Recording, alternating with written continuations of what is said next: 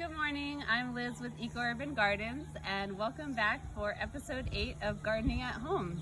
Today I'm at Arroyo High School at the Arroyo High School Farm Lab, and we are harvesting seeds from our winter crop to save them to plant next year.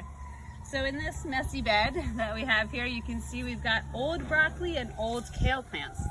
So these plants have already gone to flower, meaning they sprouted a flower, and the flower has now turned into a seed pod. So as you can see, we've got broccoli seed pods here, and inside each of these pods are hundreds and hundreds of seeds. So all you're gonna do is take your pods, you're gonna pluck them off the top of the plant. Oops, I dropped that one. And you're gonna put them in a jar or a container of some kind of bowl to let them dry out so you can save them for next year. It's really important that there's no lid on the jar and that they have access to air, otherwise they might get moldy and then you can't use them. So this morning I harvested a couple other types of seeds. Our pea pods off of our old pea plants. Ideally you want to wait till the seed pod is totally dried out, so that way it has as much energy as possible inside the seed. So as you can see inside these pea pods, we have our pea seeds, and you're just gonna dry these little guys out and save them and plant them next winter. In here I've got old loofah squash.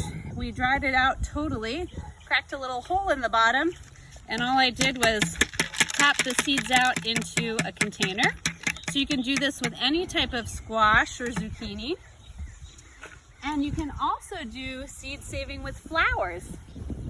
Here I've got some California poppies. They have cute little seed pods that look just like this. They're called poppies because when they dry out, they pop open and they make a really loud popping noise. So that's why they're called poppies.